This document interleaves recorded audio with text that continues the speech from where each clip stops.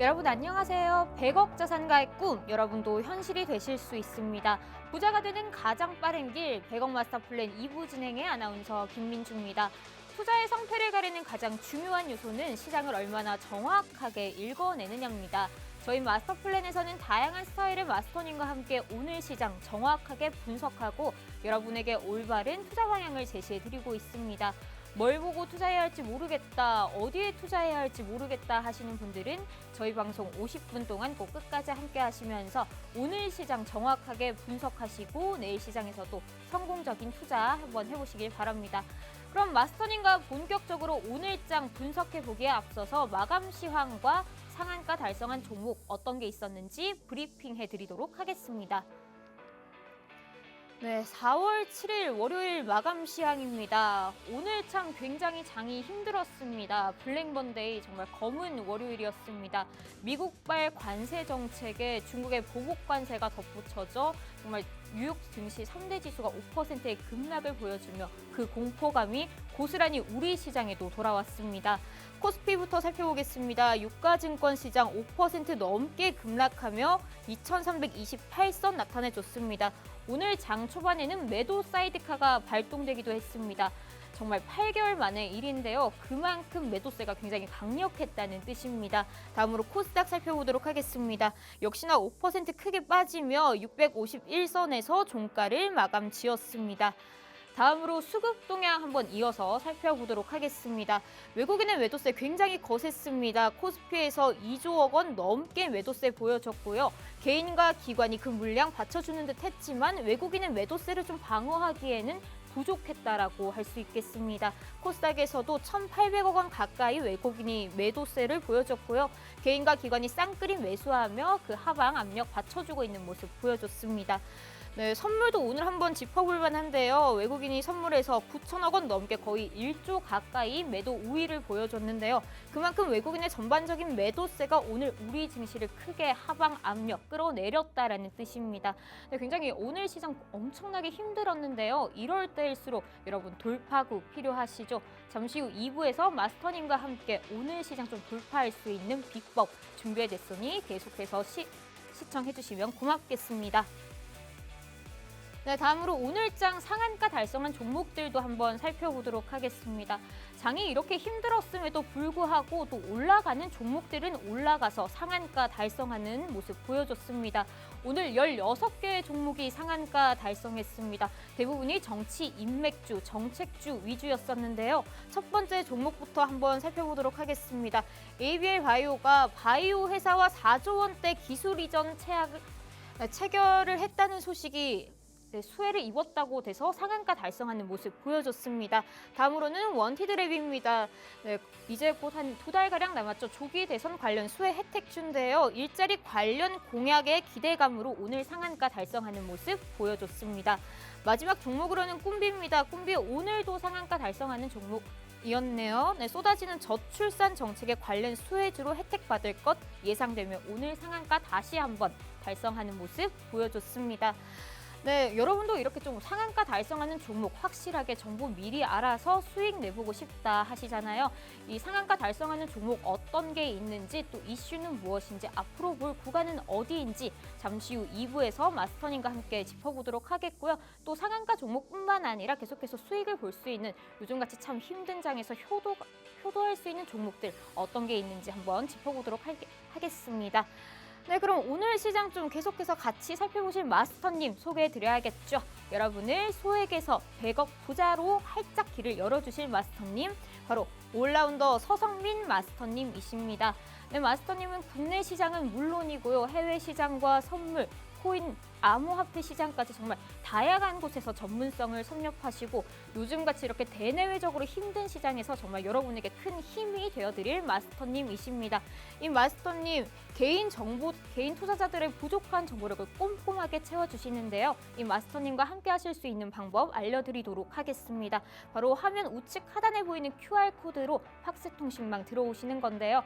팍스통신망 들어오시면 마스터님과 장중에도 매매 전략 함께 하실 수 있고요. 수익이 날 것 것 같은 종목의 종목명, 그리고 매수가, 목표가, 그리고 손절가까지 함께 알려드리고 있으니까요. 이 팍스통신망으로 향하는 QR코드 입장문 오직 생방송 중에만 열려 있습니다. 꼭 들어오셔서 돈이 되는 정보 받아가시고 수익이 나는 정보 엄청 얻어가셔서 여러분에게도 도움이 되셨으면 좋겠습니다. 네, 그럼 저희는 2부에서 마스터님과 함께 본격적으로 문 열어보도록 하겠습니다.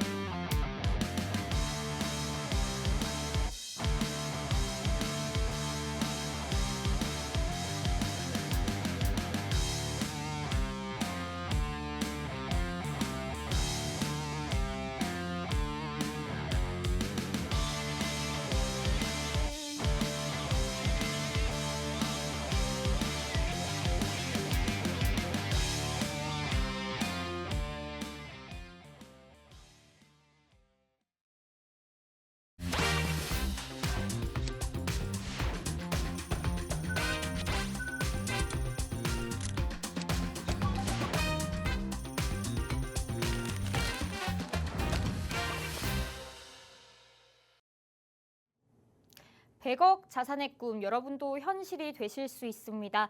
마스터플랜 2부도 한번 힘차게 문 열어보도록 하겠습니다.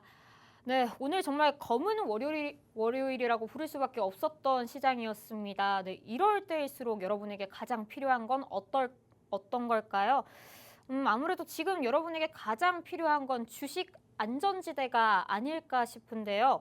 좀 지금같이 어려운 시장, 사실 내 종목뿐만 아니라 다른 모든 사람의 종목이 힘든 이런 시장에서 오늘 마스터플랜이 여러분의 주식 안전지대가 한번 되어드리도록 하겠습니다. 이 시간 함께 하셔서 내일 시장에서는 좀 성공적인 투자 한번 해보시길 바랍니다. 네, 오늘 마스터플랜은 증권사 최연소 자산관리팀 팀장, 해외 투자 전략 담당 이사, 다양한 경력을 통해서 국내와 해외 그리고 선물 그리고 암호화폐 시장까지 정말 두루 전문성을 섭렵하신 올라운더 마스터 서성민 마스터님 모셔봤습니다. 마스터님 안녕하세요. 안녕하세요. 네, 오늘 시장 참 너무 힘들었다라는 말밖에 안 나오는데요. 네, 맞습니다. 네, 오늘 시장 좀 어떻게 보시는지도 궁금하고 이런 상황일수록 내 계좌 좀 지키는 방법이 궁금한데요. 먼저 좀 전반적인 시장 분위기 한번 짚어보도록 하겠습니다. 네, 트럼프발 관세 정책으로 인해서 국내 증시 하락이 참 두드러졌던 하루였습니다. 네, 이 하락장 좀 이제 시작인 걸까요? 아니면은 일시적인 충격에 불과한 걸까요? 네, 일단은 일시적이다라고 말을 할 수는 없겠죠. 네. 왜냐하면 모든 분들이 예상을 하셨던 게 트럼프의 관세 정책 같은 경우에는 협상을 위한 카드다 이렇게 생각을 했었습니다. 하지만 막상 4월 2일에 트럼프 행정부가 관세 발표를 했을 때 너무도 큰 충격을 시장이 받았죠. 그 이유에 대해서 자세하게 설명을 해드리면 일단은 아까 말씀드렸다시피 모든 사람들이 트럼프는 미치광이 전략이기 때문에 협상을 위한 카드로 과한 걸 내놓고 그렇게 시작을 했을 것이다. 이렇게 예상을 했는데 만약에 협상을 위한 카드였다면 일본 같은 경우에는 협상을 잘했으니까 관세를 맞지 않았어야 됩니다. 그런데 그 협상을 잘한 일본 같은 경우에도 관세를 24%를 맞았어요. 그러다 보니까 다른 나라들도 어떻게 생각을 하겠습니까? 아, 이거는 정말 전략이 아니라 이건 미친 거다. 이렇게 생각을 한 거죠. 그럼에 따라서 시장이 과도한 반응을 보였고 거기에 따라서 다른 모든 국가들이 보복 관세를 때릴지 아니면은 어떻게 대응을 할지 이러한 불확실성이 커졌다 보니까 그런 부분에 대해서 시장이 불안해하고 있는 상황입니다. 그렇기 때문에 지금 이 모든 상황이 일시적으로 끝난다라기보다는 이 충격파를 회복하는 데 좀 시간이 걸릴 걸로 예상이 되고요. 사실 시장이 올라오기 위해서는 몇 가지 조건이 필요합니다. 네. 트럼프 행정부가 관세 정책을 아예 철폐를 하거나 네. 한 발 물러서는 거죠. 근데 네. 그럴 가능성은 크지 않아 보입니다. 네. 아니면 연준에서 금리 인하 속도를 조금 빨리 해서 유동성을 높인다거나 이런 정책들이 필요한데 그것도 조금 가능해 보이지 않은 게 최근에 발표된 미국 경제 지표를 보면 경제 지표가 나쁘지 않거든요. 그렇기 때문에 뭔가 금리 인하에 대한 구실이 별로 없어요. 그리고 관세 부과에 따라서 물가 지표도 올라갈 걸로 예상이 되기 때문에 그러한 부분들을 모두 고려해 봤을 때 이 충격을 해소하는 데는 조금 오래 걸리지 않을까 이런 생각이 드는 상황입니다.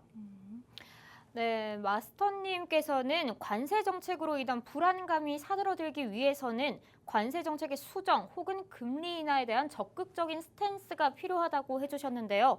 다만 현재 미국 경제 지표가 좀 좋게 나왔기 때문에 아직은 투자에 조금 신중을 좀 기해야 할 필요가 있다라고 의견 남겨주셨습니다. 네, 그럼 다음 질문도 한번 여쭤보도록 해야 할 텐데요. 중국의 보복 관세로 인해서 미국과 중국의 관세 정쟁 격화도 한번 좀 짚어보고 넘어가야 할 것 같습니다. 네, 유럽연합 EU에서도 역시 42조 원 규모의 보복 관세 부과하겠다고 밝혔는데요. 이 위중 갈등 격화, 보복 관세 문제 좀 어떻게 보고 계실까요? 일단은 우리나라가 네. 수출 주도형 국가지 않습니까? 네. 그래서 그런 부분 때문에 관세 전쟁이 시작된다라고 하면 뭔가 보호무역지가 실행되고 그다음에 수출의 총량이 줄어들 수밖에 없기 때문에 우리나라는 아무래도 피해를 볼 수밖에 없다. 이렇게 생각이 되는 부분이 있습니다.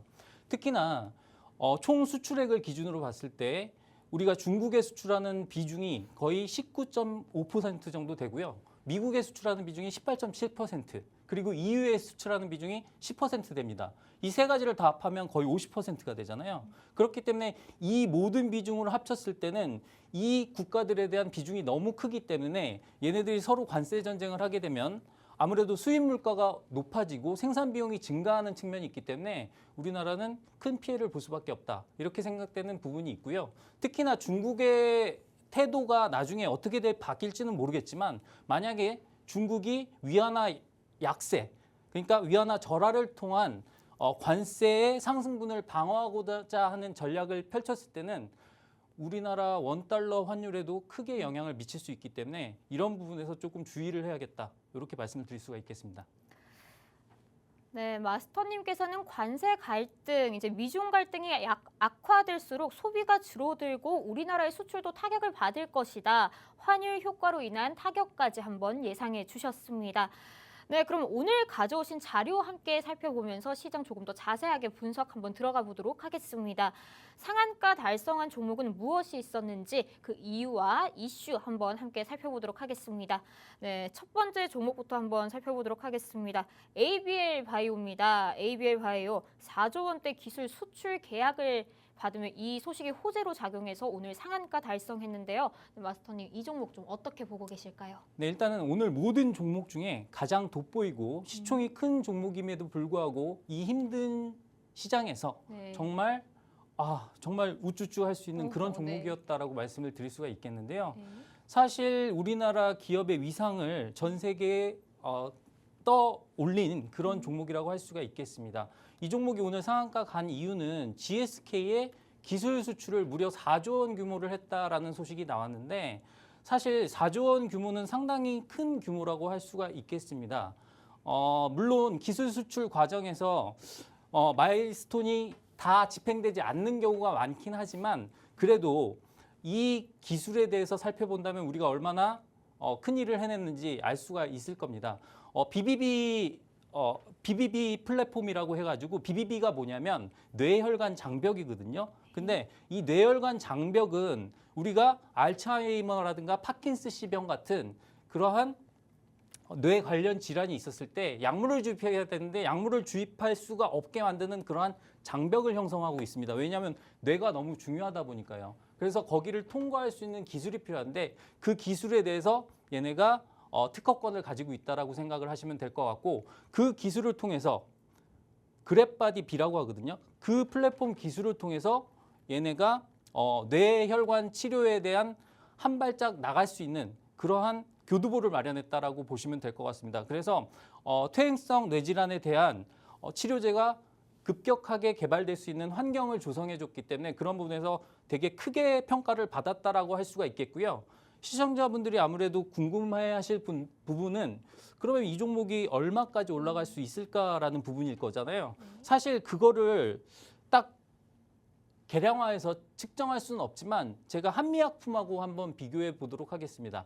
한미약품이 2015년도에 약 12조 원의 총 수출 계약을 맺었는데 기술 수출 계약을 맺었습니다. 그 12조 원을 계산으로 했을 때 얘네가 고점 기준으로 했을 때 시총이 10조 가까이 갔었거든요. 근데 얘네는 오늘 기준으로 시총이 2조예요. 근데 기술 규모가 3분의 1 정도라고 했을 때 그걸로 환산을 하면 한 3조까지는 가지 않을까라는 생각이 들고요. 3조로 계산을 했을 때 그래도 5만 원 이상까지는 갈 수 있다. 이렇게 생각을 하고 있습니다. 물론 오늘 상한가를 갔기 때문에 내일이라도 당장 그 가격에 올 수 있습니다. 그렇기 때문에 5만 원 이상에서는 조금 경계감을 갖고 보되 그래도 지속적으로 관심을 가져야 될 그런 종목이다. 이렇게 평가를 드리도록 하겠습니다. 네, 마스터님께서는 이 ABL 바이오에 대해서 굉장히 단단한 좀 뇌혈관 장벽이 있는데 이 뇌혈관 장벽을 뚫어서 약물이 들어갈 수 있는 방법, 그 기술을 수출하고 4조 원대 계약을 좀 체결했다고 말씀해 주셨습니다. 더불어 어디까지 볼 수 있을지 한미약품과 연관지어서 5만 원 이상까지 조금 한번 바라볼 수 있겠다라고 의견 주셨습니다. 네, 그럼 다음 종목 원티드랩도 한번 들어보도록 하겠습니다. 원티드랩 일자리 관련주 정책주로 주목받고 있는데요. 이 마스터님은 원티드랩 어떻게 보고 계실까요? 일단은 제가 이따가 강의 시간에 네. 정책주 그리고 인맥주 관련해서 자세하게 설명을 드릴 겁니다. 그러니까 방송을 자세히 잘 봐주셔야 되고요. 끝까지 잘 보시면 정말 얻어가시는 게 있을 겁니다. 원티드랩 같은 경우에는 그냥 일자리 관련주가 아니라 AI 기반의 그리고 지인 기반의 일자리 관련주라고 할 수가 있겠고요. 얘네가 매출 형식이 조금 독특해요.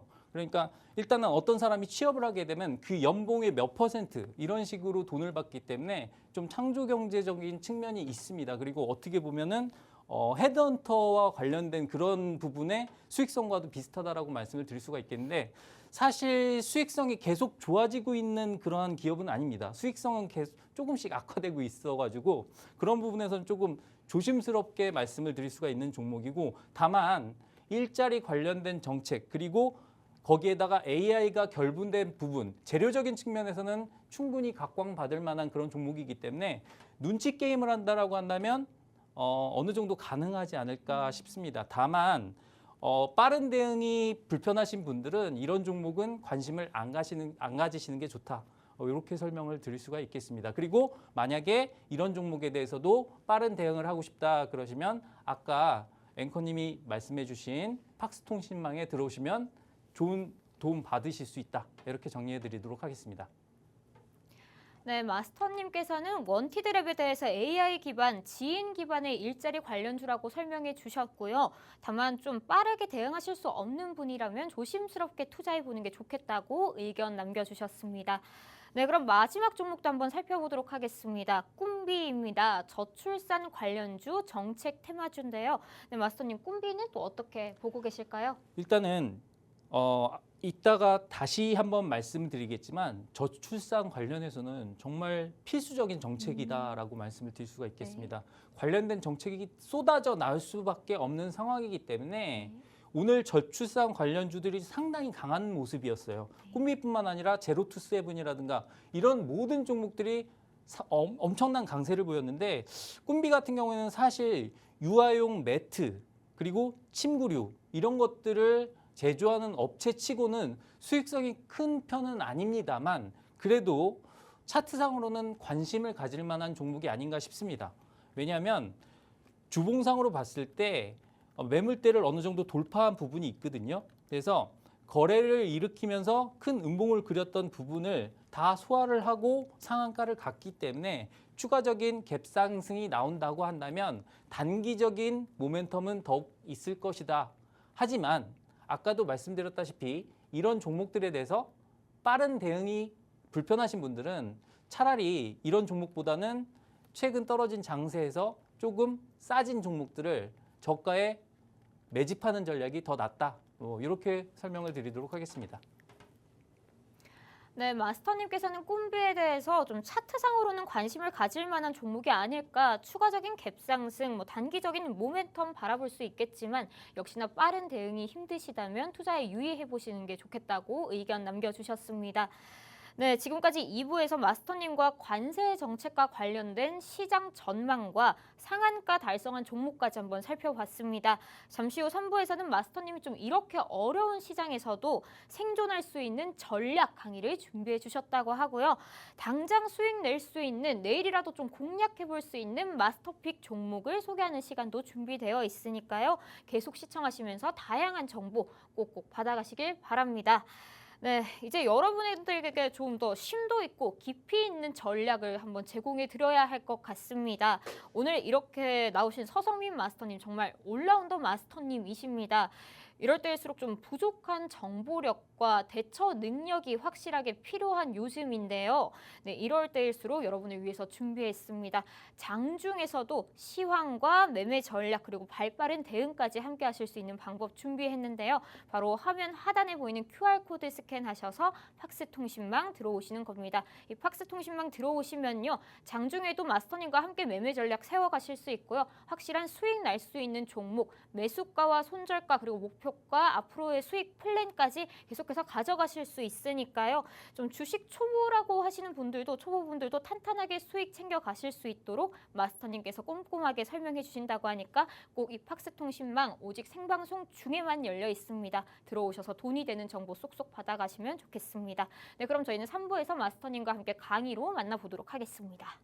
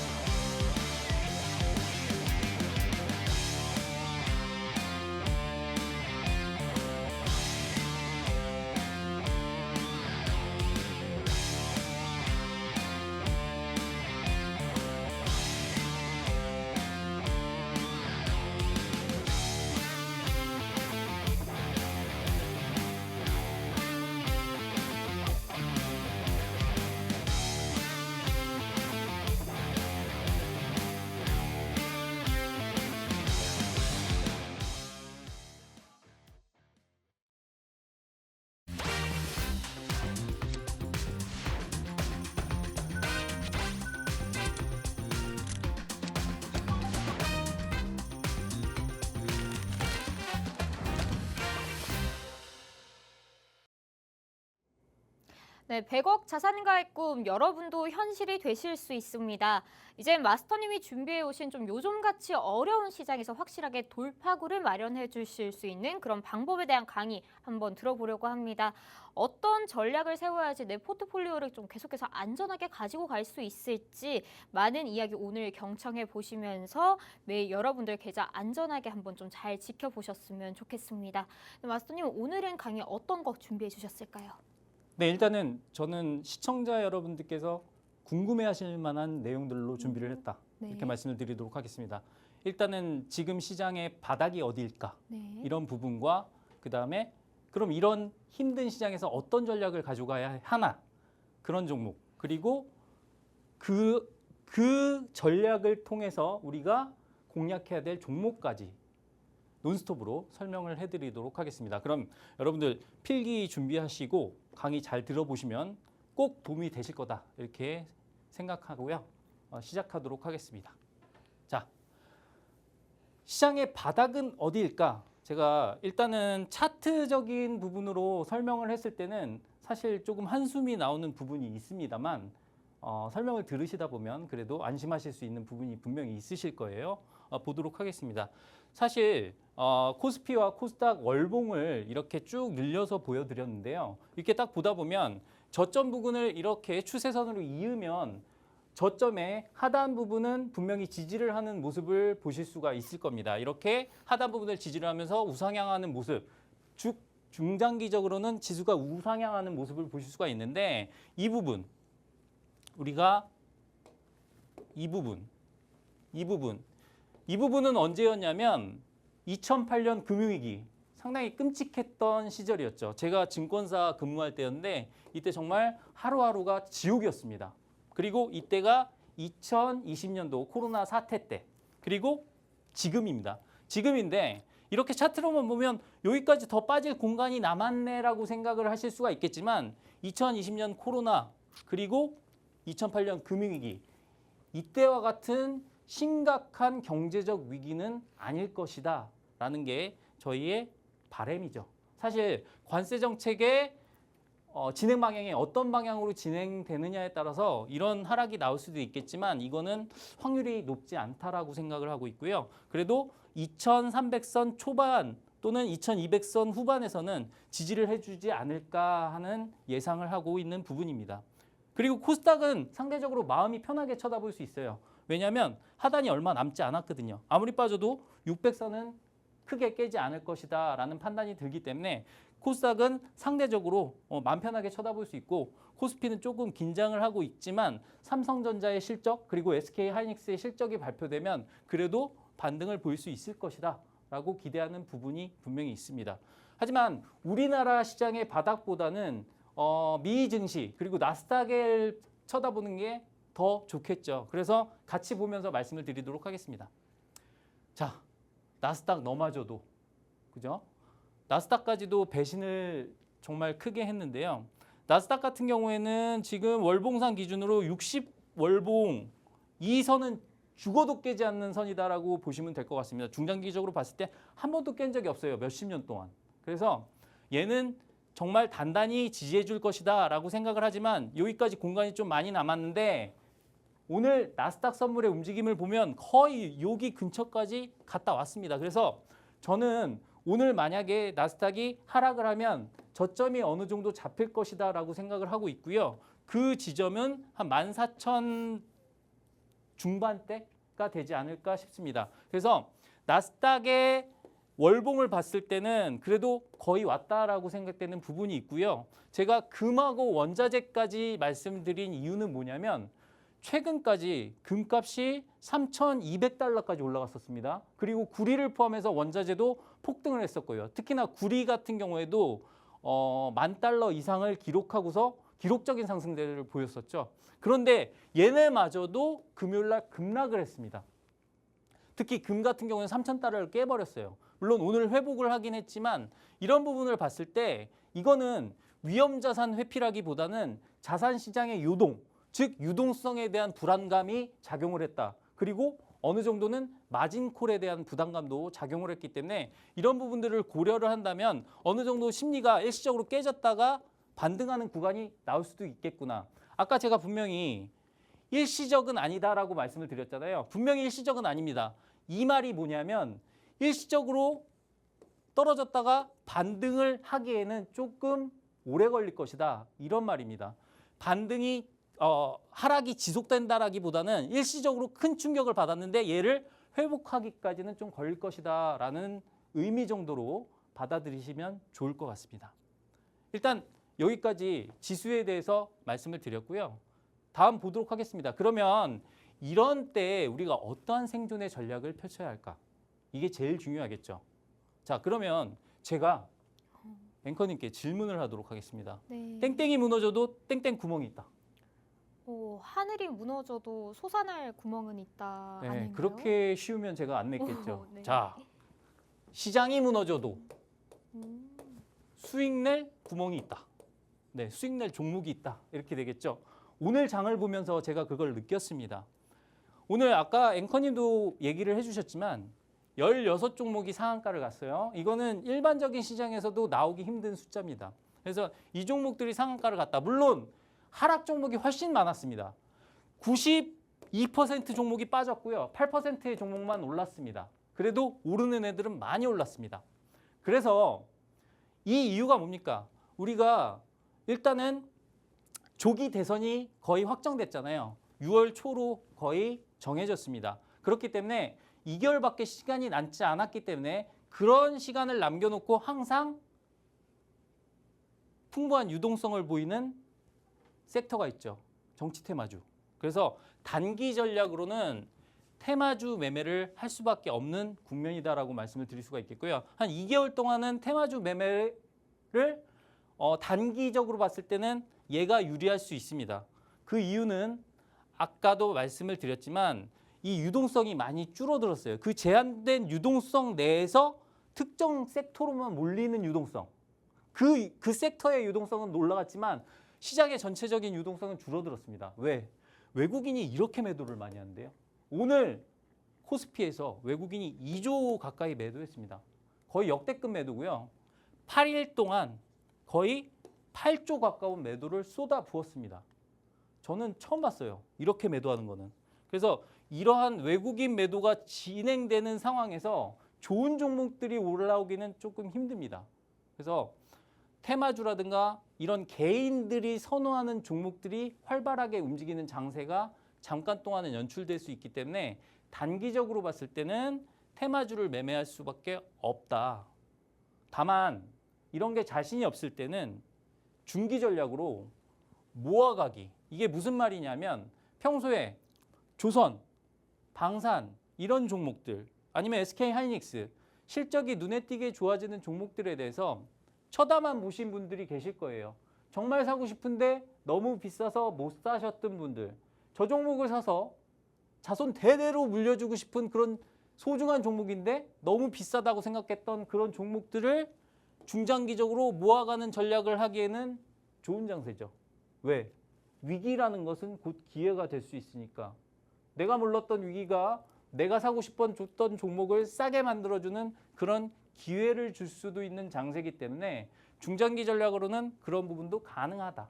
하지만 성질 급한 분들은 이걸 절대로 못하기 때문에 테마주 매매를 할 수밖에 없는 상황이 올 수도 있겠다. 이렇게 말씀을 드리도록 하겠고, 그렇다고 하면 우리가 테마주에 대한 공부를 해야겠죠. 그래서 저는 사실 정치 테마주에 대해서 원래는 되게 보수적인 접근을 하는 사람이에요. 그런데 어쩔 수 없이 이런 종목들을 매매를 해야 되는 상황이라면 그래도 남들보다는 똘똘하게 스마트하게 해야 된다. 그래서 분석을 하기 시작했습니다. 그래서 제가 분석한 내용 그리고 여러분들이 알고는 있는데 정리가 안 됐던 부분들을 한번 정리를 해드리도록 할게요. 자, 인물이냐 정책이냐, 인맥주냐 정책주냐 요거겠죠. 그래서 인물 테마주를 우리가 인맥주라고도 하고요. 정책 테마주를 정책주라고도 합니다. 그래서 구분을 하고 비교를 해봤습니다. 어떤 부분이 있는지 여러분들이 잘 알고 계실 거예요. 인물 테마주는 예를 들어서 정치인과의 직간접인 연관성. 예를 들어서 A라는 후보가 유력한 후보가 있다고 칩시다. 그럼 A 후보의 사촌형의 동생이 하는 회사다. 이런 걸로 회사가 주가가 올라갑니다. 연관이 있을까요? 사실 없습니다. 근데 그 이름만 나와도 투심이 흔들리는 거예요.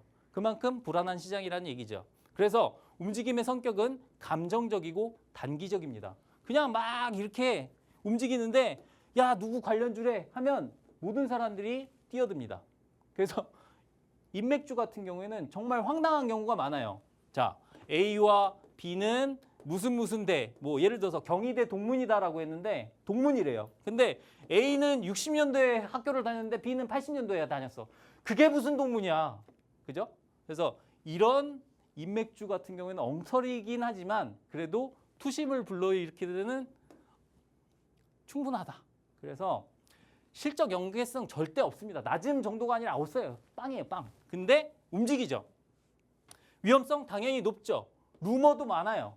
예를 들어서 A 후보 관련주라고 했는데 이 회사에서 저희 A 후보와 관련이 전혀 없습니다 라는 발표를 하게 되면 회사 주가는 그냥 떡락을 하게 됩니다. 그래서 그런 부분들을 생각한다면 여러분들이 얘는 조금 조심해야 되겠죠. 그래서 이 종목을 매매할 때 핵심 포인트는 뭘까요? 눈치와 타이밍입니다. 타이밍. 우리가 그 게임 중에 베스킨라빈스 30일, 이게 뭐 저는 영어를 잘 못하니까 30일이라고 할게요. 이 게임이 있다고 해요. 그러면은 우리가 누가 걸리죠? 30일 부른 사람이 걸리죠. 그죠? 30까지는 안 걸려요. 근데 30일은 걸려요. 주가도 마찬가지입니다. 자, 500원 했던 게 25,000원까지 가요. 그럼 어디에서 사도 수익을 보지만 25,000원에 산 사람은 죽습니다.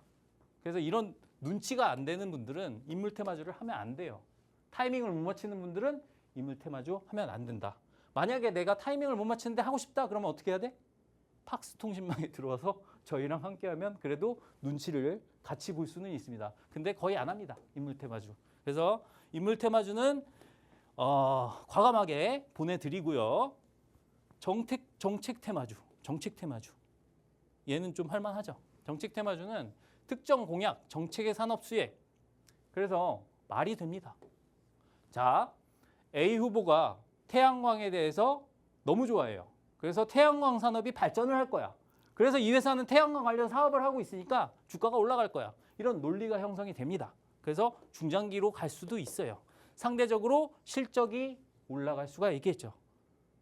위험성은 중간 정도입니다. 왜? 항상 오버슈팅이라는 게 있거든요. 얘가 500원짜리 종목이 실질 가치가 아무리 산업이 잘 된다고 해도 2,000원 가야 되는데 막 10만 원 가고 뭐 이런 경우가 있기 때문에 어느 정도의 위험성은 있습니다. 하지만 정책이 실현되는지 여부가 상당히 중요하다. 이래서 여기서는 핵심 포인트가 뭐다? 정책의 방향성입니다. 방향성. 어떤 방향으로의 정책을 갖고 갈 것인가? 이 정책 방향과 맞는 종목인 것인가? 이것이 이 회사의 주가를 판단하는데 가장 중요한 덕목이 되겠죠. 그래서 우리가 방향성이 맞는 정책 테마주는 그래도 잘 발굴하면 되게 좋더라. 이렇게 정리를 해드리도록 하겠습니다. 어렵지 않죠? 자, 넘어가서 설명드릴게요. 자, 우리가 정책이라고 다 같은 정책줄까요? 예를 들어서 이렇게 설명을 해보도록 하겠습니다. 저희가 뭐 우리나라의 예를 들면 조금 이제 이렇게 기울 수도 있으니까 빼고 저는 정치적 성향이 없습니다. 자, 여기 예를 들어서 미국 민주당의 친환경 정책이라고 해봅시다. 근데 트럼프가 돼버렸네. 펑 됐죠? 태양광, 풍력 펑 떨어집니다. 그죠? 정책이라고 해서 어느 한쪽, 이쪽이든 치우칠 수 있는 정책은 안 됩니다. 누가 되더라도, 어디가 되더라도 한 방향으로 너와 내가 같은 방향을 볼 수 있는 정책주가 좋다. 맞죠? 그래서 어떤 정책이 좋겠어요? 우리나라에 문제점이 있습니다. 그럼 그 문제점을 해결할 수 있는 정책. 예를 들어서 저출산. 해결해야 되잖아요. 지금 인구가 태어나는 비율이 너무 적고 이 적은 인구가 이 많은 노인분들을 부양해야 된다라고 하면 우리나라의 경제 구조가 무너질 수밖에 없단 말이야. 그럼 당연히 저출산 관련된 정책을 낼 수밖에 없잖아요. 저출산 관련 정책을 냈는데 국민이 저 당은 안 되겠어 이렇게 반대할 이유가 없습니다. 그러니까 이 문제점을 해결하거나 그런 정책에 대해서는 당연히 오케이가 되겠죠. 예를 들어서 조금 전에 설명드렸던 저출산 정책. 아니면 전 세계 트렌드 다 같은 방향으로 가고 있는데 우리나라는 저거 아니야. 뭐 이러면 안 되겠죠. 왕따 되겠죠. 그래서 전 세계의 트렌드가 겹쳐지는 그런 종목을, 그런 정책을 가진 종목들이 좋겠다. 이렇게 설명을 드리도록 하겠습니다. 그러면 이제 종목 나올 차례예요. 자, 그래서 제가 픽한 마스터 종목을 하기에 앞서서 우리가 어떤 이슈와 관련된 부분인지를 살펴보도록 하겠습니다. 자, 우리가 지금 계속해서 문제점이 제기되고 있는 것들을 하나로 살펴보면 일자리 문제, 저출산 문제, 고령화 사회. 이러한 부분들은 자, 해결책이 뭘까요? 아이를 지금부터 10명씩 막 낳아서 저출산을 해결하면 당연히 다 해결이 됩니다. 고령화 안 됩니다. 몇십 년 걸립니다. 제가 죽기 전에 될지 모르겠어요. 이건 시간이 너무 많이 걸립니다. 그러면 이러한 부분 때문에 우리나라는 지금 성장에 대한 우려가 되어 있고요. 어떠한 연구에서는 한 15년, 20년 뒤에 베트남 또는 브라질이 한국보다 GDP가 올라갈 것이다. 뭐 이런 얘기들을 하고 있죠. 이게 다 뭐 때문입니까? 저출산 문제가 심각해서, 고령화 사회가 심각해서 성장에 대한 우려, 물음표가 생기기 때문이죠. 그래서 이러한 돌파구는 딱 하나밖에 없어요. AI와 로봇으로 생산성을 증대시킨다. 여기서 별표, AI, 로봇 나왔죠. 그러면 정책 관련주 중에 오늘 상당히 많은 움직임을 보여줬던 종목들 중에 AI 관련주들이 분명히 있을 겁니다. 저는 그래서 AI 종목 중에 하나를 갖고 왔어요. 궁금해요? 궁금하시면 들어오시면 됩니다. 그래서 팍스통신망에 들어오셔서 이 종목이 뭔지 그리고 전략이 뭔지 아니면 지금까지 저 인간이 했던 내용들을 잘 이해가 안 간다 그러면 또 물어보시면 됩니다. 그래서 여러분들이 저와 함께 소통하실 수 있는 공간이 마련되어 있는 만큼 들어오시면 되겠다. 이렇게 설명을 드리도록 하겠고요. 그러면 뜸들이지 않고 바로 종목 설명으로 넘어가도록 하겠습니다. 자, 이 종목은 말이죠. 제가 종목에 대해서 되게 이렇게 과장을 하거나 이런 거 없이 설명을 드리는 거니까 잘 들어보시기 바랍니다. 자, AI 강국위원회 부위원장 이게 무슨 말이냐 하면 사실 이 종목이 있습니다. 이 종목이 회사잖아요. 회사가 땡땡땡땡이라는 회사가 있는데 이 회사의 대표이사분이 AI 강국위원회 언제 출범됐나요? 3월 7일 날 출범됐습니다. 이걸 누가 주도했는지 아십니까? 더불어민주당 이재명 대표가 추진을 했죠. 이분이 추진한 AI 강국위원회의 부위원장 중에 한 명이 이 회사의 대표입니다. 또 다른 회사가 있는데 그 회사는 이미 2번 연속 상한가를 갔어요. 근데 이 종목은 그렇지는 못합니다. 근데 그 회사보다 안 좋아서 아닙니다.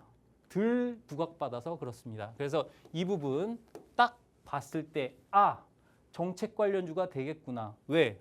AI 강국위원회 부위원장을 맡았다는 건 이 회사에 대해서 뭔가가 있구나. 조금 있다가 부연 설명 드리도록 할게요. 자, 그리고 이게 말이 어렵죠. LLM 이게 뭡니까? 라지 랭귀지 모델. 대규모 언어 모델이죠. 여러분들이 잘 알고 계시는 챗GPT 있잖아요. 그거랑 비슷한 거다라고 생각을 하시면 될 것 같습니다. 그거 세계 1위? 세계 1위 뻥치는 거 아니야? 세계 1위 챗GPT 아니야? 이렇게 생각을 하시겠지만 여기 또 다른 설명이 들어있죠. 350억 이하. 이게 매개 변수인데 매개 변수가 많을수록 좀 더 정확한 결과값을 낸다라고 알고 계실 겁니다. 그런데 이 회사가 바라는 바는 좀 더 적은 매개 변수로 효율적으로 일을 처리하는 거예요. 즉 챗GPT보다는 누굴 따라했다? 딥시크를 따라했다라고 보시면 될 것 같습니다. 그래서 350억 개를 이하로 하는 LLM 모델에서 세계 1위. 어디에서? 자, 허깅 페이스라는 그 오픈 AI 플랫폼이 있습니다. 거기에서 평가를 했는데 이 회사께 세계 1위의 평가점을 받았습니다. 그래서 이 부분이 상당히 좋다. 이렇게 말씀을 드릴 수가 있겠고요. 국내 최초로 AWS 여러분들이 잘 알고 계신 회사입니다. 아마존 웹 서비스의 마켓플레이스. 여기서도 소프트웨어를 판매하는데 여기에 뭘 등록했다? LLM 모델을 등록했습니다. 그래서 판매가 되고 있다. 그래서 세계적으로 판매될 수 있는 그런 제품을 등록해 놓은 그런 업체다라고 보시면 될 것 같습니다. 벌써 끌리지 않나요? 근데 이 회사가 거기에다가 재무적으로 안정돼 있어. 유보율이 1000%가 넘고요. 부채 비율은 20%밖에 되지 않습니다. 그리고 매출액은 점점 늘어나는 추세고요. 그 매출액의 대부분은 어디에다가 매출을 한다? 국가 기관에다 하고 있습니다. 국내 기관들이에요. 그만큼 국가에서 밀어주는 그런 종목이구나. 이런 회사가 민간 기업에도 판매를 하면 매출액이 급성장하고 또 회사가 급성장할 수 있겠구나라고 생각을 하실 수가 있겠죠. 그리고 기관 투자자까지 연속으로 매수하고 있습니다. 지금은 장세가 아까도 말씀드렸다시피 외국인들은 계속 매도를 하고 있어요. 계속 매도를 하고 있기 때문에 외국인들이 매수하는 종목은 없나요? 있긴 있죠. 근데 외국인들이 매수하는 종목을 크게 찾기가 힘듭니다. 특히나 연속적인 매수를 하는 종목은 크게 그래도 돋보이는 종목 중에는 많이 없다라고 보시면 될 것 같고요. 그래서 이런 종목들 중에 기관 투자자까지도 사고 있다는 건, 자, 얘가 분명히 정책 테마주라고 했는데 테마주를 기관이 연속으로 매수하고 있다? 그럼 얘는 기관에서도 조금 긍정적으로 바라보고 있구나. 이렇게 생각을 해보시면 될 것 같습니다. 그리고 이 종목의 차트를 한번 보도록 할게요. 어떤 시점인지. 자, 이 종목은 이렇게 여기서 고점을 찍고 좀 많이 빠졌습니다. 그러다가 최근 며칠 동안 올라왔죠. 시장이 힘들 때 올라왔습니다. 뭐 때문에? 정책주로 올랐습니다. 근데 다른 정책주에 비해서 올라온 폭이 크진 않습니다. 왜냐하면 얘는 그냥 잡주가 아니라 시총이 그래도 몇 천억, 4천억 가까이 되는 그런 종목이다 보니까 얘는 그래도 돈이 많이 들어간단 말이야. 그렇기 때문에 조금 더 무겁게 움직였다라고 보시면 될 것 같고, 오늘 분명히 많이 움직였습니다. 종가 기준으로 17% 정도 올랐는데 충분히 이 부분을 뚫어준다면 얘가 더욱 올라갈 수 있는, 제 표현으로 다시 말씀드릴게요. 활주로를 타고 날아갈 수 있는 그런 종목이다. 이렇게 설명을 드리도록 하겠습니다. 그러면 여러분들 분명히 이 종목 궁금하시죠? 이 종목이 궁금하신 분들은 우측 하단에 팍스통신망 들어오시면 이 종목이 뭔지 그리고 가격 전략에 대해서 자세하게 설명을 드리도록 하겠습니다. 네, 마스터님께서는 강의와 함께 마스터픽까지 짚어주셨는데요. 그럼 마스터님이 정해주신 강의와 마스터픽 한번 정리해 보도록 하겠습니다. 네, 일단 강의에서는 시장 바닥 잡아주시면서 우리 투자자분들 생존하실 수 있는 전략으로 단기와 중장기 전략까지 한번 세워주셨고요. 또 정치, 인맥주, 정책주 관련해서 나눠서 의견까지 주셨습니다. 이렇게 오늘 강의해 주신 분석으로 여러분도 한번 추가적인 종목 또 살펴보시면 좋을 것 같고요. 그럼 마스터픽에서도 대해서도 한번 짚어보도록 하겠습니다. 오늘 마스터님 AI 테마주 수에 대한 기대감이 가득 드러나는 그런 종목 가지고 나와 주셨는데요. 네, 제가 어떤 종목인지 한 번 더 설명해 드리도록 하겠습니다. 350억 이하 대형 언어 모델인 LLM 세계 1위 달성했고요. 또 국내 최초로 아마존 웹 서비스죠. AWS 마켓플레이스 등록이 되어 있고 재무적 안정성도 좀 가지고 있고 최근에 거래량 투자자도 계속 연속해서 매수하고 있는 굉장히 상승 가능성이 뚜렷한 종목입니다. 이 종목 어떻게 받아보실 수 있느냐? 바로 팍스통신망 입장하시면 마스터님이 바로 종목명 안내해 드리고요. 매수가와 전략까지 또 오늘 강의에서 배운 내용까지 다 종합해서 설명해 드린다고 합니다. 어떤 종목인지 굉장히 많이 궁금하실 텐데요. 이 종목 팍스통신망에서 전문가님이 바로 주신다고 하니까요. 화면 QR코드 스캔하시고 팍스통신망 들어오시면 마스터님이 제공해 드리는 종목명과 타점 그리고 앞으로의 플랜까지 제공해 드린다고 합니다. 최대한 많은 분들 이용해 보시면 좋겠습니다. 네, 그럼 저희는 오늘 여기까지 한번 살펴봐야 할 것 같습니다. 오늘 올라운더 마스터 서성민 마스터님과 함께 해봤고요. 저희는 내일 이 시간에 다시 찾아오도록 하겠습니다. 본 방송에서 제공해드리는 정보는 투자 판단의 참고 자료일 뿐 해당 종목의 가치와 상승 하락은 보장하지 않는 점 참고해 주시면 고맙겠습니다. 그럼 오늘도 함께해 주신 여러분 고맙습니다.